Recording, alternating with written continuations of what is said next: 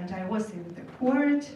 I know the materials of his case. I saw how his wife looked to her husband when court and so-called judges announced this verdict, and she smiled to him.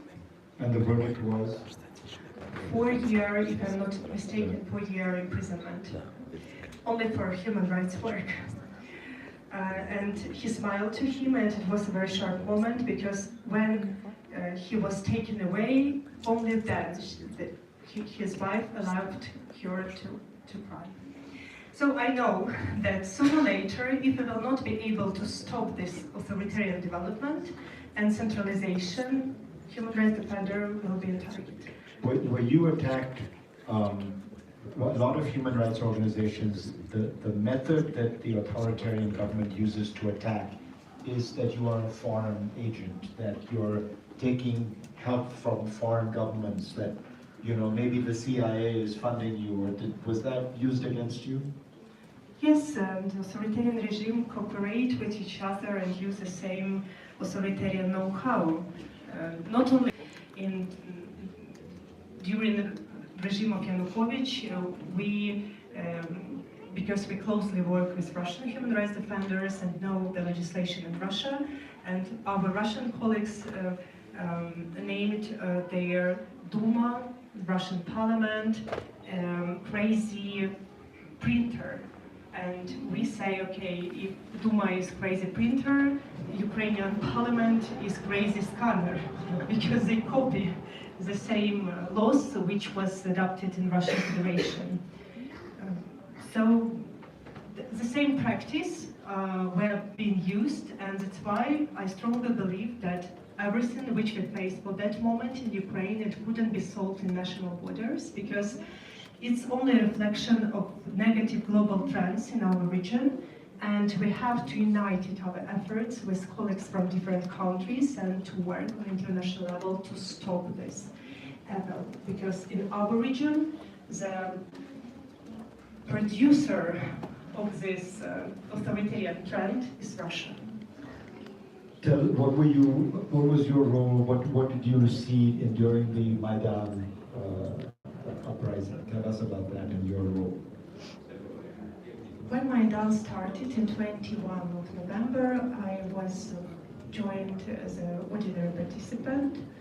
I remember that we put a European flag to our window of our office and said, okay, maybe our government decided to stop human integration, but we still, with the whole office, we are our way to European Union. And in the middle of the day, I registered in Office of General Prosecutor the appeal against Prime Minister, because according to Ukrainian legislation, he misused his power. He had no power to decide external policy of Ukraine. And in the evening, I joined to Maidan because the call appeared in social networks, and it was very natural for me to join. More involved in revolution's dignity, I become with a new role when police brutally dispersed peaceful student demonstration. In response, I, together with my team, created a civil initiative Euromaidan SOS. And we brought up several thousands of people throughout the country to provide legal and other assistance to persecuted protesters. And every day, hundreds and hundreds of people who were beaten, who were tortured, who were accused and fabricated criminal or administrative charges, who were missed and abducted, passed through our care. So I know, because for that moment we start to work with the human pain, that we, as a Ukrainian people, paid a high price just for a chance to build the country where the rights of everybody are protected, government is accountable, judiciary is independent, and police do not beat students which are peacefully demonstrating. And I finished this story about our involvement during Revolution of Dignity with one of the main lessons learned from that time. Because, frankly speaking, maybe our efforts was seen useless, because we faced and we fight against the whole state machine. Paramilitary group Titushki cooperate together with prosecutors. Prosecutors cooperated with courts. The former president, former government, majority of parliament were against peaceful protesters. They want to liquidate peaceful protest, even physically. And in this situation, it was very easy to say, what can I do? But because our volunteers and our lawyers fought very honestly for each person, for each procedure's measures, suddenly we start to work not on a legal, but on symbolical level where ideas and senses are emerging. And everyone on Maidan throughout the country know that there is no guarantee. You can be beaten, you can be arrested, you can even be killed. But there are people who will fight for you, who will never leave you alone, who will do whatever they can to help you, to release you, and to help your family. And this understanding provided people courage to overcome the fear. When your work now, since February 24th, has been focused on one big thing, which is part of the exhibition here at this Ukraine House, documenting Russian war crimes. What do you hope to achieve by doing this? We want to achieve justice. We document all these war crimes for 8 years already, not for National Archives. We document all these crimes in order sooner or later hold Putin and Lukashenko and other senior political leadership and military high command to be brought to justice. Because what we are documenting is something inhuman. It's not just violation of Geneva Conventions. It's a pure human pain. I asked myself in the first years of the war, why Russians are so cruel? I personally interviewed hundreds of people who survived Russian captivity, and they told me horrible stories, how they were beaten, how they were raped, how their fingers were cut, how their nails were torn away, how their nails were drilled, how they were compelled to write something with their own blood. And I always work with victims and try to understand what in the mind, in the soul of people who can do it. And now I'm totally aware that because we, for current moment, only for 10 months of large-scale Russian invasion, together with other human rights organizations in the Tribunal for Putin initiative, documented more than 29,000 episodes of war crimes. I'm totally aware that Russia used war crimes as the methods of warfare. They deliberately cause human suffering because they want to break people's resistance and occupy Ukraine by the immense pain of civilian population. And just to explain it in other way, I remind myself the story of sociological experiment, which I read several years ago. It was rather cruel psychological experiment. The scientists beat animal with electricity, which when this animal tried to eat or to do something, and this resulted in a situation when this poor animal decided to die with a pain, but not to resist and to struggle to save his life. And this phenomena was called learned helplessness. So I think that now Russians try to organize this psychological experiment in the frame of the whole nation. And if the phenomenon of learned helplessness exists, it has to be a learned optimism as well. And we are not a first generation who are fighting for freedom in all senses, for freedom to be independent state but not Russian colony, for freedom to be Ukrainians and to develop our own language and culture, and for freedom to have our democratic choice. And this provides us energy to move further. You said, you ask yourself how Russians can be so cruel. And I want you to try to answer that with keeping this in mind. You, as you say, you worked a lot with Russian human rights organizations. You got the Nobel Prize with a great Russian human rights organization, one of the bravest, I think, in the world, Memorial. What do you think it is? Is it that Russia has the capacity to put in place a regime that is so brutal, so, you know, that people just accept that? Putin governed Russia not only with repression and censorship. He governed Russia with a special social contract between Kremlin elites and general people. And this social contract is based on so-called Russian glory. And unfortunately, majority of Russian people see their glory in even forcible restoring of Russian Empire. And this is a problem.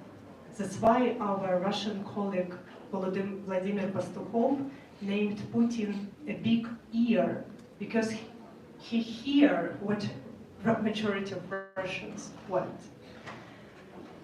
And in this regard, I think that even non-popular voices of Russian human rights defenders and other brave people in Russia who now faced and struggle not only against Putin regime, but against the majority public opinion, it's very essential.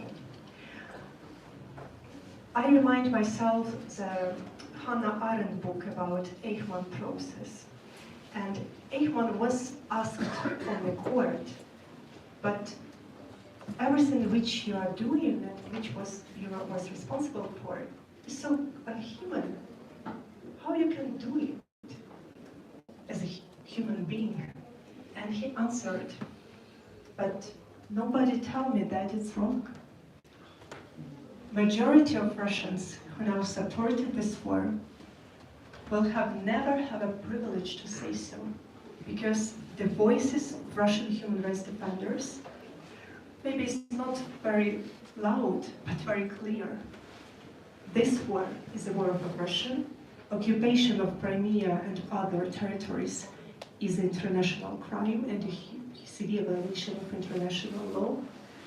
And I said in my Nobel lecture that Russian people will be responsible and take responsibility for this shameful page of their history and their attempt to forcibly restore Russian Empire. But I finish in a good note, because when we understand the roots of the problem, it's become very obvious that success of Ukraine can provide a chance for a democratic future of Russia itself. And we closely cooperate with the Russian Human Rights Center Memorial for years before the war started in 2014, and all these 8 years they to us working with the cases of Ukrainian political prisoners. And when I ask them how we, Ukrainian human rights defenders, can be helpful, because you are labeled as a foreign agent, you are persecuted, you face with imprisonment, with killing, with torture, etc., they always answered, if you want to help us, please be successful.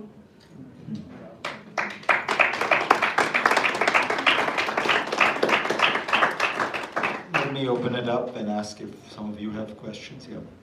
I don't think we have a mic. It's a small. No, we do have a mic there. Here. Yeah. Thank you very much. Well, first of all, Alexandra, I just want to thank you because what you're saying and how do you frame it, it's so important. And I'm so proud of such Ukrainian, seriously, who is speaking to all the world with that language that you speak. And I'm not meaning the English language, but with the values. We're very lucky to have you in Ukraine. So thank you very much for that. And my question is something that I think bothers all of us. I'm Lisa Yasko, member of Ukrainian Parliament. Yes, I'm a member of the Foreign Affairs Committee. I want to ask something that really bothers, I think, all of us, since we see all these atrocities. And you said something in the beginning of your talk today that only having one voice and speaking up is already a lot. That's how Spears taught you. But I often, that's my personal challenge, and I'm sure it's a challenge for many of us, I feel that, like we speak so much, we do so much, and it never feels enough, because atrocities continue, the crimes continue. And sometimes I feel when I go somewhere and I speak, and I know it's important to talk about it, to tell these stories, but I feel that in the end, how do I feel? Where is the result? How do you see it for yourself? I was asking you the question so that your status granted you lots of opportunities right now. But it's the moment we want justice. But how to feel that we're closer to it? Do you have any milestones on its way? I think it will be very inspiring and important for those who have this challenge to hear it from you. Thank you.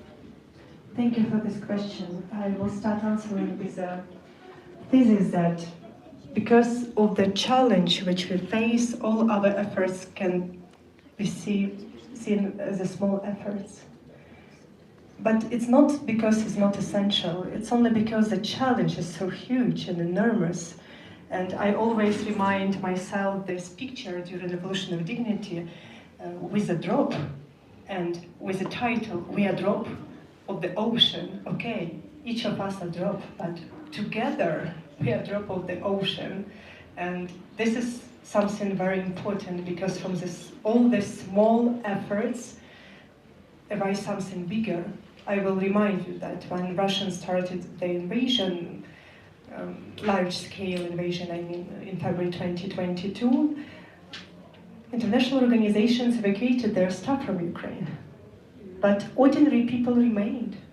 And it were ordinary people who rescued people who tried to evacuate from the siege cities under the artillery fire of Russia. It were ordinary people who trampled people out from the rubbles of residential buildings, like we just recently see in Dnipro. It were ordinary people who broke encirclement to provide humanitarian aid. So ordinary people have a much more huge impact than they can even imagine. And massive mobilization of ordinary people throughout the world can change the world history quicker than the UN intervention. Especially in this moment when we see that the whole UN system couldn't stop Russian atrocities. And in the day when Secretary General of UN came to Kiev, in the same day the Russian rocket hit residential building and killed in her own flat our colleague, journalist Vera Garic. So when we can't rely upon legal institutions, legal instrument, and international system of peace and security, we can always rely upon people. And I had a story which a positive ending which proved this. In 2017, I launched the international campaign Save Oleg Sentsov. What I and my team did, we united different people in more than 35 countries who couldn't stay indifferent to this problem. And we organized the campaign, which started with simultaneous demonstrations in the 35 countries of the world, with a demand not to the abstract Putin, but to their own government, what the government have to do in order to release Alexei and other Ukrainian political prisoners. And we did different collective action during 1 year, and in that fact that in September 2019, Alexei and other 34 Ukrainian political prisoners returned home, it is a huge impact of the collective actions of the thousands of people in the world. So I think that we now have to build the huge demand in other countries for justice. We have to say that enough is enough. Russian troops committed horrible war crimes in Chechnya, in Moldova, in Georgia, in Mali, in Syria, in other countries of the world. And they have never been punished. They believed they can do whatever they wanted. We must break this circle of impunity. We must establish international tribunal and hold Putin, Lukashenko, and other war criminals accountable.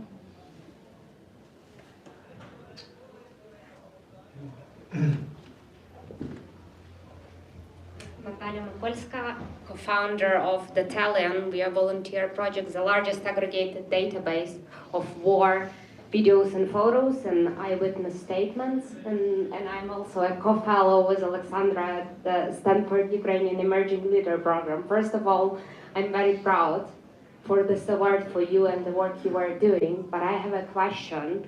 We are not necessarily working with the war crimes. What we are trying to do, we are trying to preserve the memory of the people that what has happened. What all other tragedies taught us, like Holocaust, Baben Yar, Holodomor, Ukrainian famine, is that it's so tempting to rewrite the history after some time, and people try to do it.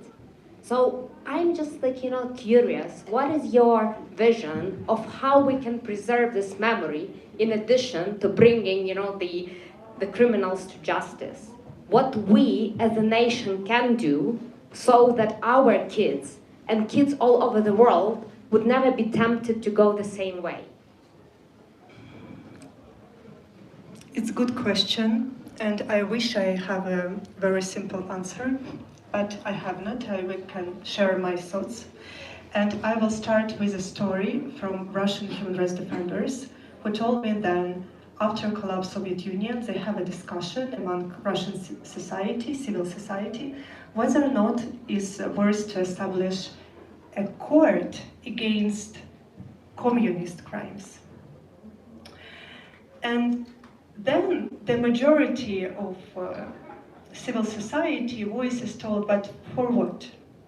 We now choose the path of democratization. Everybody understands that repression, Holodomor was horrible, international crimes, and Stalin is not a good manager. There is no necessity to invest our time in such kind of things. But this story shows us that if we will not be able to teach history lessons, sooner or later we will repeat this history. So that's why I think that it's very important to secure evidence and preserve national memory. But it's also important not only work for archives. This war is not just a war between two states, it's a war between two systems, authoritarianism and democracy. And Putin tries to convince the whole world that democracy, rule of law, and human rights are fake values. Because if they're genuine, why they couldn't protect you during the war? We have to respond something to this claim. We must demonstrate justice.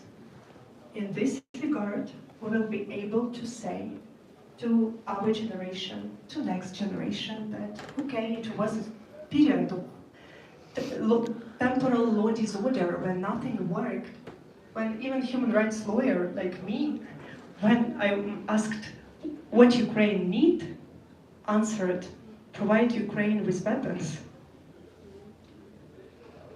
But we fix it. And we hold Russian war criminals accountable because rule of law is essential and justice is possible even though delay in time. That's why, for me, the work with preserving national and historical memory has to be corresponded with justice.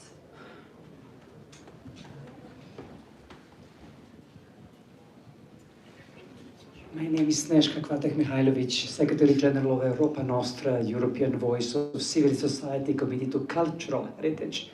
If I'm not mistaken, your extraordinary work is focusing on crimes against people. But we all know that cultural heritage of Ukraine is also suffering tremendously, and the right to cultural heritage is also one of the essential human rights. With Europa Nostra and with other European organizations, we are doing our utmost to sort of draw the wider European attention to this tragedy, the cultural tragedy as well. And I would like to know whether in your organization, also that type of crimes you have the capacity also to tackle that issue as well. Thank you very much. We document these crimes as well because Russian troops deliberately shell in not only residential buildings, and they shell in churches, they shell in cultural objects, as well as schools and universities. Also, they committed different kinds of crimes against people who work in this artist institutions and try to preserve and to save the arts. And I spoke with workers of several museums around the country, and in non-formal conversation they told how they had a very tough choice during occupation to decide whom they have to rescue first, their museum or their child. And this is not a choice which people have to do.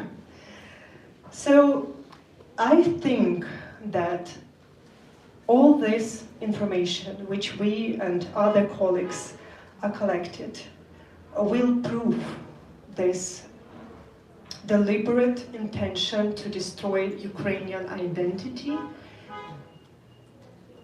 But for current moment, we need your support because a lot of Ukrainian arts was stolen from museums and galleries, and Russian museums openly say that and about war and glorification of the war.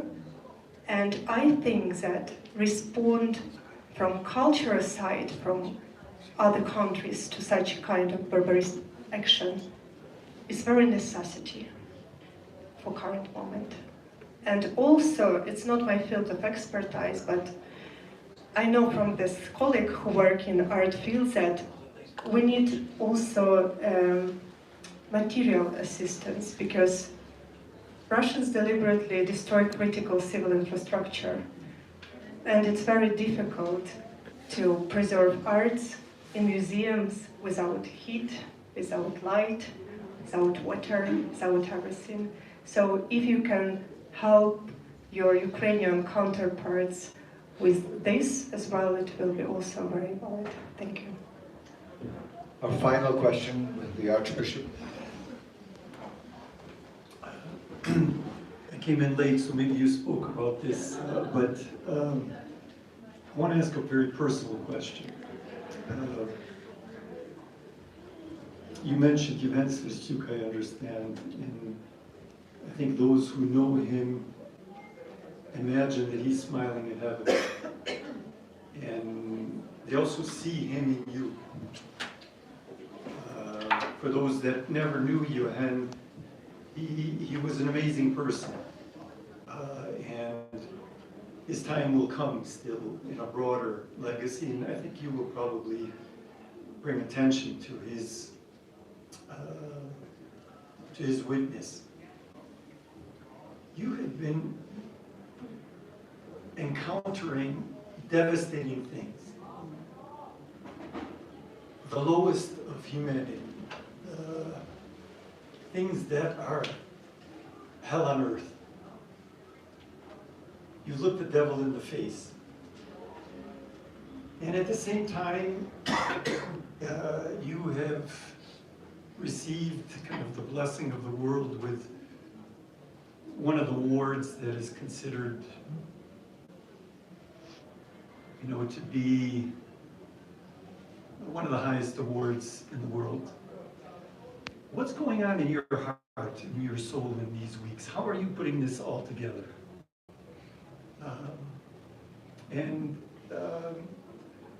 What do these blessings and these curses,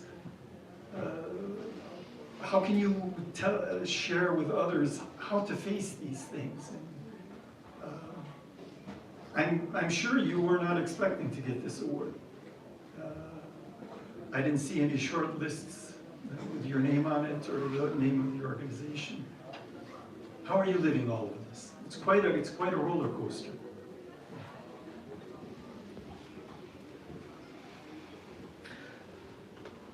I didn't expect this award. Like Nobel Peace Prize always sounds like some cosmos for some celebrities, for some outstanding people. We are human rights defenders. Even Ukrainian media blind spot. And that's why a lot of Ukrainians get information about Center for Civil Liberties only when we become a Nobel Peace Prize laureate. And only then they understood, okay, this is a team which conducted Euromaidan SOS. Okay, this is a team which launched Save Alexei campaign. Okay, this is a team which was the first team who sent mobile groups to Crimea, to Lugansk, and Donetsk regions. But we received Nobel Peace Prize during the war. And during the very bloody war, I don't feel any joy. I feel huge responsibility because I know that all these awards, all this recognition which our team and other Ukrainians received last year, it's a new possibilities for us to stop killing of Ukrainians in the front, to stop killing Ukrainians in occupied territories, and to stop killing Ukrainians in deep fear. And we will use this possibility.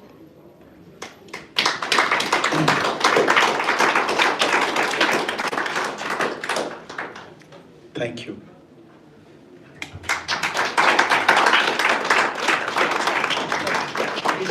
Deserve a standing ovation.